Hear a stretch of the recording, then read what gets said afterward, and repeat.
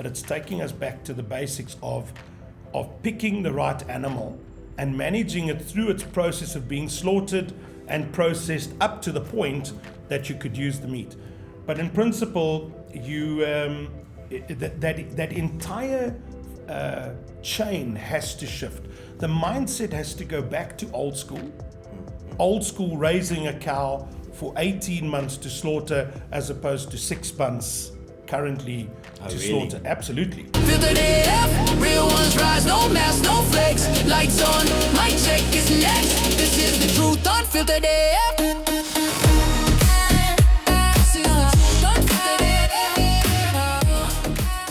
We've got a very special guest with us today, a good friend of mine, Trevor Naude, all the way from Alberton, small business owner in Alberton, but with a big business mindset. Because why? Trevor has been in business and in big business for the last 25 years, from executive level to starting his own business and delivering high quality products for the local market and surrounding market, Gauteng, national. Where do you want to take this, Trev? International. International. Welcome, Trev. It's such an honor having you here today. And I know you're going to change a couple of guys' braais after this session. What do you think? Absolutely. And firstly, I'd just like to say thank you for this opportunity. It means a lot.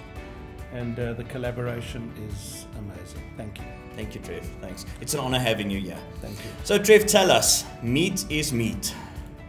Now, you heard that right. M-E-A-T is M-E-E-T. Yes. Right? Correct. Correct. Tell us more.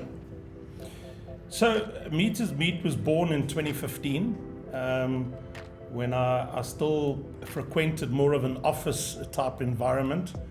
But went on a hunting trip and was solicited or coerced into processing my first buck. That's a long story in itself. But through that process, I learned some incredible things about meat. I learned incredible things about game in particular, and that game does not have to be gamey, but the most important thing is game is natural. There's no antibiotics, there's no injected steroids, there's no nothing that is being put into them. Well, they graze open fields. Absolutely. Natural resource for them as well, correct? Absolutely. Okay, cool. It's interesting how, and I'm not an expert, so I'm not going to quote how long, but it takes generations for certain hormones, steroids, and antibiotics to exit the gene pool. It takes generations. So once that process is started, it remains. And I cannot imagine that is healthy. It's obviously part of the vision to change that on small scale or in the micro environment. You're not going to change it because you have to own land, you have to own abattoirs, you're going to need to own the entire closed loop process to correct it. But that's certainly the vision. So Meat is Meat was formed from processing meat and developing a passion for things like Boerewors, burger patties, sausages. Can I interrupt you there for please. a second? Guys, you need to try his Boerewors. Like next level. When we go away, I hound him for packs of Boerewors. We went on a trip. You pester me. I pester you like midnight, Trev. Boerewors. Anyway, sorry. Yeah, so I think it's the uncontrolled environment because what are they putting in your Wors? I'll just use the example when I get my meat packs by trimmings from the abattoir. Those trimmings have got stuff in there that's got to come out because of the way it's packaged and the way they put together trimmings. And if there's no attention to that detail, then everything in that pack of trimmings, all 25 kilograms in the pack, will just go through a macro mincer and get pushed into sausage. So there's a lot of thought gone into how do we consider carefully and meticulously the content of the Wors when we're not using a cut like a silver side or a top side, which is too expensive. How do we consider that, and how do we extract what needs to be extracted so that from an integrity perspective you're receiving the right product? And that's just one facet of the business, but it's all got to do with processing. Cutting a sirloin, cutting a piece of rump, there's no rocket science to it, and you can pick by presentation the piece, the marbling, the piece that you're looking for, but you can't see what's behind the casing inside of Wors or sausage for that matter. Quality is key. The thought that crossed my mind is you take old school versus macro environment. Old school was when the first butcher started, or when we grew up, butchers operated on small scale. Things were done properly. Today, it's a macro environment. Everything has to be done on scale for you to be competitive. The reality is that quality cannot be seen by the eye. You cannot just look at a piece of meat or at a piece of sirloin by whether it's redder or slightly whiter and determine that it's a quality piece of meat. You have to know what went in there. You have to know what that animal went through during its growth process in order to know what is the quality of that meat. Interesting. Meat don't taste the same anymore. I remember before I even started this, I would think back of how I used to love a piece of rump steak. It does not taste the same today. You're actually quite correct in saying that. If I have to recall all the times I order a piece of rump or even a fillet, my favorite cut has always been fillet, but it's not the same anymore. No. Far from, because of mass production and hormones and. And tell me, this is where meat is different. Yes. It's all about being genuine, authentic, and organic. Yes. Correct. So tell us about the business as such. From a hunting trip, you decided you want to get into meat. Why? What's the reason behind? You just spent some time on quality, grass-fed beef, and so forth. Not only beef, there's other meat variants that you also offer. Correct. But take us on that journey for a second or two. So, again, to fix this problem is not how you process and what you process. It's and I'm repeating myself, but it's taking us back to the basics of picking the right animal and managing it through its process of being slaughtered and processed up to the point that you could use the meat. But in principle, that entire chain has to shift. The mindset has to go back to old school. Old school, raising a cow for 18 months to slaughter as opposed to 6 months currently to slaughter. Absolutely. So to fix the entire problem or the entire challenge here, we have to go back to basics. But having said that, having processed my first animal, then for many years I didn't, and then the passion started to grow. How do we make a good quality product? And I'm talking now about the processed section. I'm talking about phase one is to process sausage and to process Wors properly and to deliver a quality product that does not have fillers in, that does not have copious amounts of tap water. I would imagine tap water in. Right. And the packaging tells you there's water in, but do you know, is that filtered water? So when you finish with your braai, the Wors is from that 100%. to this. 100%. Okay. So when you cook the Wors that I produce, by the time you finish braaiing it, it's the same diameter. And I can vouch for that. This is not a paid for promotion, just so by the way. But I know when you take it out of the packet and you braai it, you put it back in your plate, it's almost the same volume. You don't have loss in volume. So in terms of meat is meat as a business, take me through that journey. Yes, so you've developed a passion for meat, developed a passion for organic, high quality product that you can deliver to your customer. You and your team can deliver to your customer. Yes. Now take us on the journey of the business. What does it take to start a business in times as it is today and in Alberton? So to start a business takes determination, and you have to build it from scratch. At the moment, you're establishing the foundation by looking at the way it was done old school. Luckily, there are some YouTube clips to look at the way things were produced old school, and then building a proper financial model around it. There is a fair capital investment required to take this on to scale, But from a business perspective, before we scale this, we need to understand it properly. I said earlier, there's no rocket science into how to be a butcher. Yes, there's certain aspects of butchery that's going to require some skills. But for that, there's ChatGPT and YouTube. Yes. So there is no rocket science to it. The part that I want to add here is that one needs to consider health. Okay?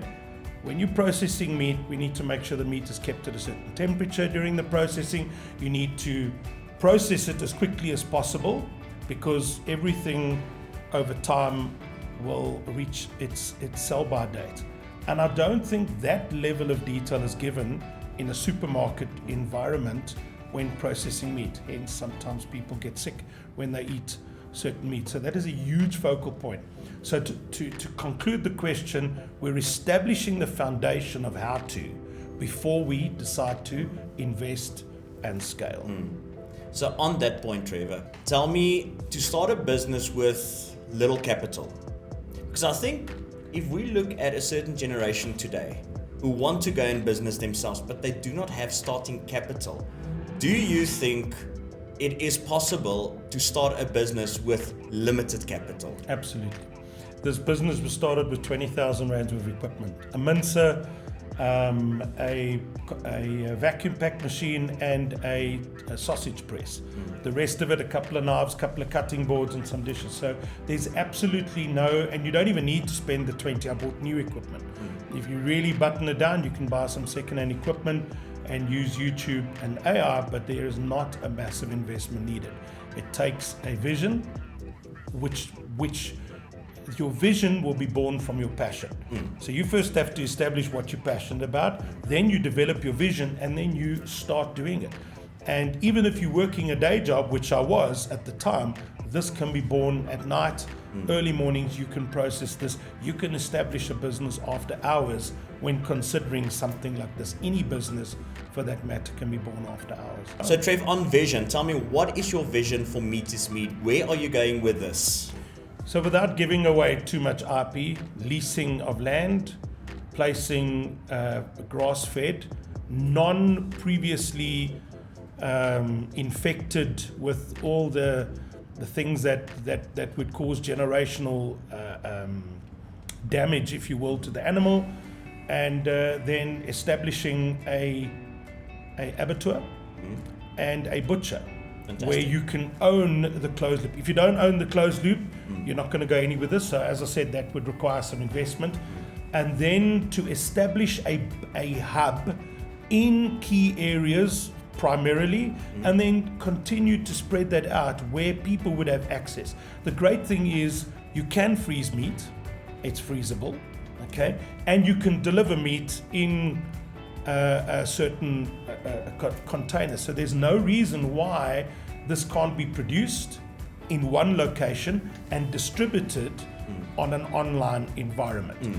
Until such a time that you've got better hubs in Natal, in the Western Cape, in the Eastern Cape, Gauteng, and obviously right the way down to other areas. That's going to take some time to establish, depending on the time that it takes to raise the funds to do such a thing. Awesome.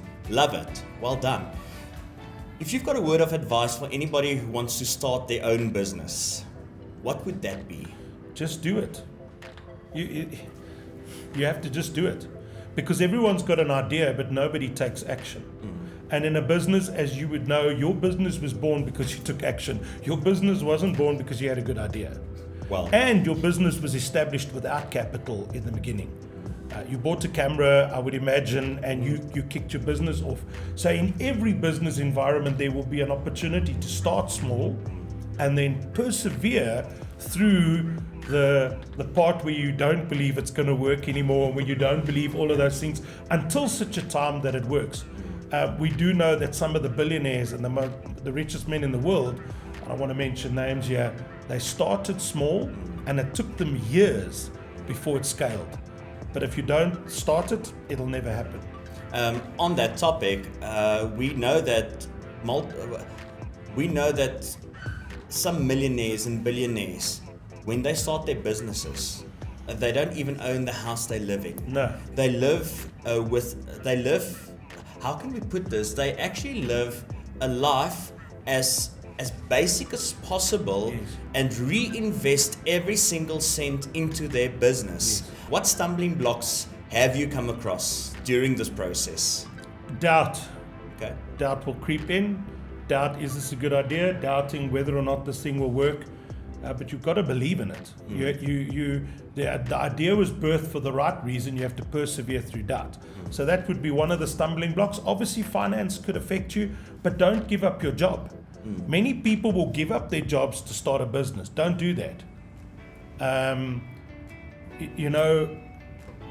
There was a very prominent billionaire today. He's a billionaire today.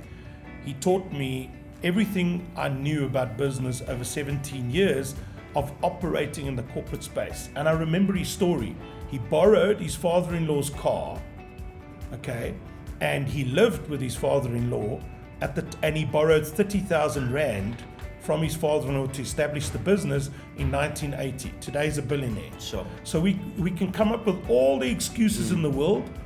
Obviously 30,000 Rand wasn't small change in 1980, but it's not 5 million. No. Everyone thinks you need 5 million Rand to establish a business, and that's not accurate. How has this changed your life and your lifestyle, working for yourself? Sure. Working for yourself takes lots and lots and lots and lots of hours. So the ultimate vision and the ultimate change is when your business starts working for you. Most billionaires will tell you they don't work for money, money works for them. But when they started, they worked for the money. Yeah. They were everything to the business. They needed to understand at grassroots every element of it. But certainly we're moving into a time frame with AI that by 2030, the job market is going to be worse than what it is today. And if you haven't taken the time to start something small that you can do online whilst you're working in this environment, and if you don't have a job, start something. Don't lie watching the TV on your mother's couch. Get moving. While you're in your mom's house, build a business. Or while you might not be in your own apartment, build a business. Awesome. And if you haven't tried it, you'll never know. Exactly. You might take one or two ideas and burn them and realize that wasn't such a great idea. But I really believe deep down inside that as you persevere through that, and as we as South Africans are resilient, you will come up with something that'll work.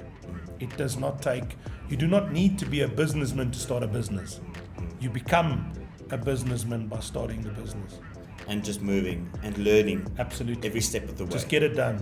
Awesome. Just do it. Thank you for tuning in another episode, Unfiltered AF, where we have a chat with authentic business founders whose passion is business, passion is their product, who are making a difference in their local communities, but also for themselves and their families and their teams.